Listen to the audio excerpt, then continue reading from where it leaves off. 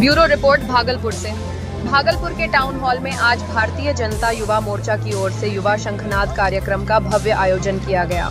इस कार्यक्रम में शामिल हुए पूर्व केंद्रीय मंत्री अनुराग ठाकुर, बिहार के उप मुख्यमंत्री विजय सिन्हा और युवा मोर्चा प्रदेश अध्यक्ष भारतेंदु मिश्र।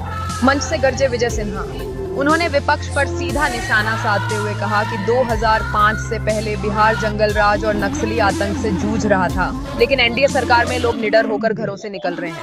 विजय सिन्हा ने कहा कि बिहार में आज सड़कों का जाल बिछ चुका है और विकास हर गांव तक पहुंच रहा है। वहीं अनुराग ठाकुर ने अपने संबोधन में कहा कि एनडीए सरकार ने लालटेन युग का अंत किया है। उन्होंने बताया कि प्रधानमंत्री नरेंद्र मोदी की उज्ज्वला योजना से हर गरीब के घर गैस पहुंचा है और आज जरूरतमंद परिवारों को मुफ्त राशन मिल रहा है। टाउन हॉल में मौजूद हजारों कार्यकर्ताओं और नेताओं ने एक बार फिर एनडीए की सरकार बनाने का संकल्प लिया। इस मौके पर युवा मोर्चा के जिला अध्यक्ष आशीष पांडे, भाजपा जिला अध्यक्ष संतोष शाह, बिहार मीडिया पैनलिस्ट प्रीति शेखर, भाजपा नेता पवन मिश्रा, अर्जित शाश्वत चौबे, कुश पांडे सहित कई भाजपा और युवा मोर्चा के कार्यकर्ता भारी संख्या में मौजूद रहे।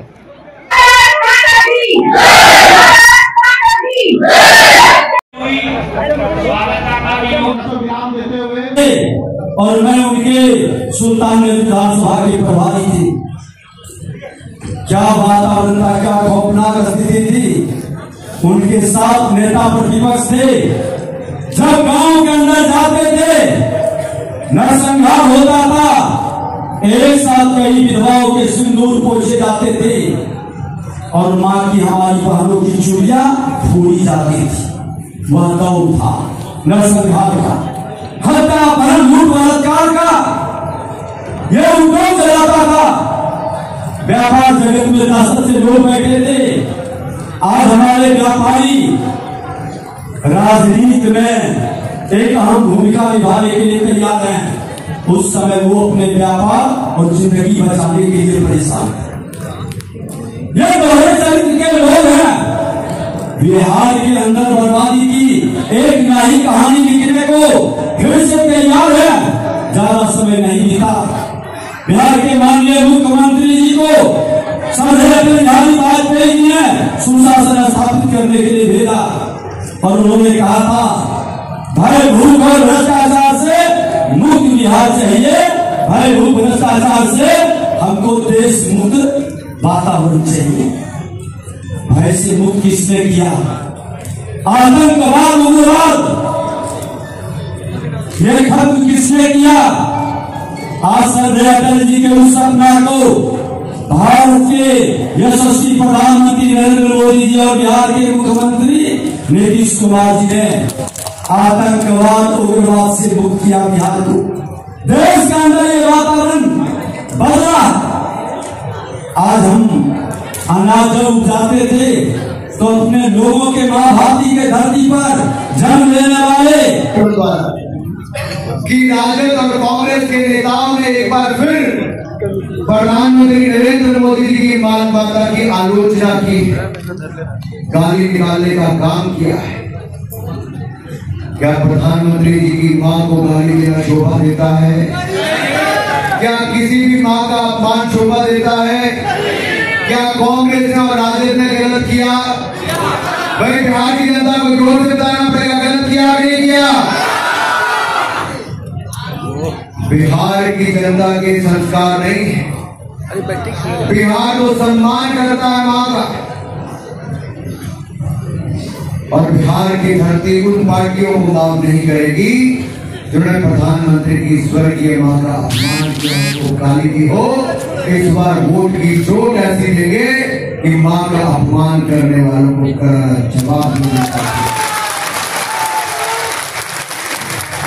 कला, साहित्य, शिक्षा, अध्यात्म हर क्षेत्र में अपनी अमिट छाप छोड़ने वाला ये भारत की भूमि, ये बिहार की धरती काम और इलेक्ट्रिफिकेशन करने का काम किया है।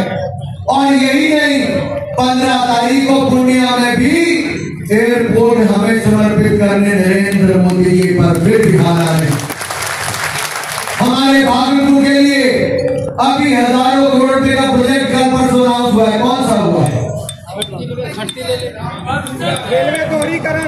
रेलवे दोहरीकरण भाई, बहुत जागरूक एयरपोर्ट की बात हो, बाकी सुविधाओं की बात हो, आज हमारा बिहार जिसको 2 सेंट्रल यूनिवर्सिटी देने का काम, एम्स देने का काम, IIT, IIT, NIT, NIT से लेकर नेशनल लॉ यूनिवर्सिटी देने का काम किया है, तो नरेंद्र मोदी और NDA की सरकार ने किया है मेरे साथियों। लेकिन याद मैं करवाना चाहता हूं आज की पीढ़ी को लालू जी का समय जो शोषण से शर्मसार करता था, बहन बेटियों के साथ अत्याचार होता था, इज्जत लूट ली जाती थी, व्यापारी अपने आप को असुरक्षित महसूस करता था। अरे सोचिए जंगल राज कैसा रहा होगा कि जंगल राज के सरदार लालू प्रसाद यादव ने गाय भैंस का चारा तक नहीं छोड़ा था, मुर्गियों का दाना तक नहीं छोड़ा था, और उनको लगा अगर खाना तो भ्रष्टाचार ही करना है तो बेटे को 9वीं कक्षा के आगे पढ़ाना ही क्यों है। तो एक नेता दिल्ली से आया है जिसके नेतृत्व में कांग्रेस पार्टी ने 90 चुनाव हारे। एक नेता ऐसा जिसने फेल होने का रिकॉर्ड बनाया, तो बिहार में 9वीं फेल का हाथ पकड़ा और कहते इसको मैं मुख्यमंत्री बनाऊंगा।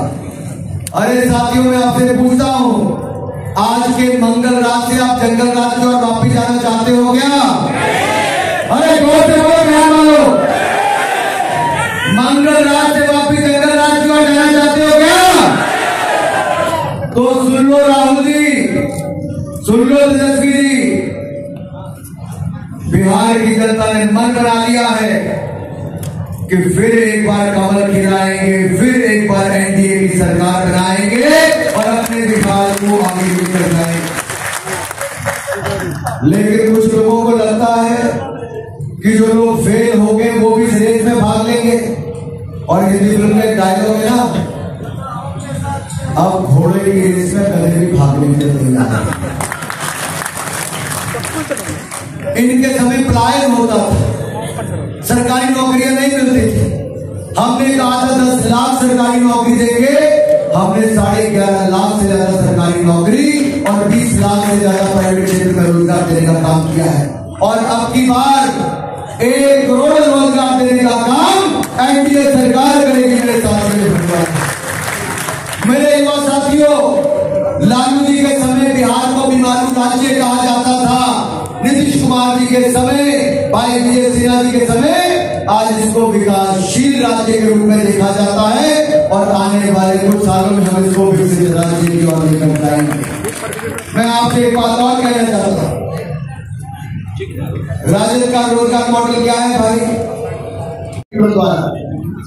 कि राजद और कांग्रेस के नेताओं ने एक बार फिर प्रधानमंत्री नरेंद्र मोदी जी की मानवता की आलोचना की, गाली निकालने का काम किया है।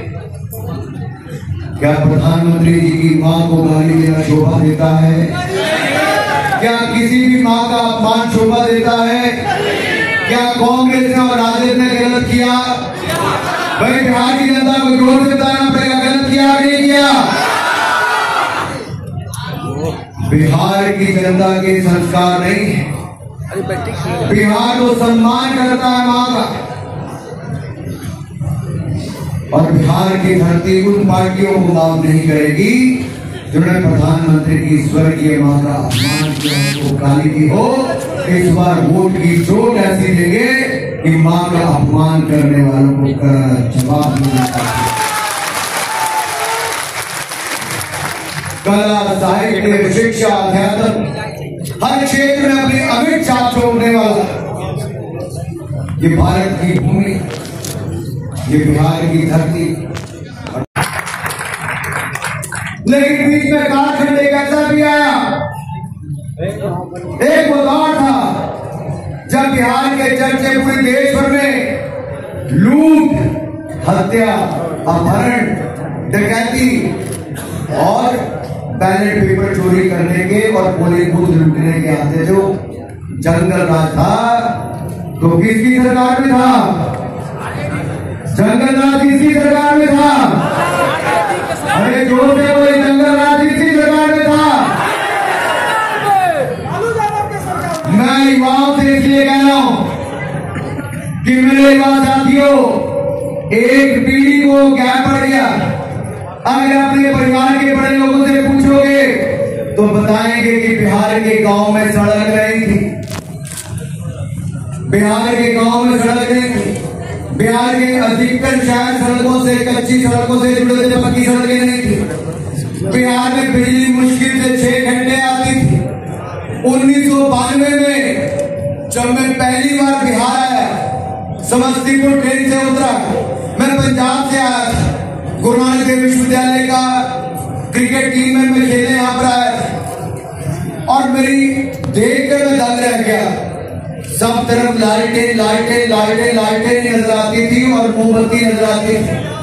पूरे बाजार में अंधेरा था, केवल लाइटें दिख रही भाई।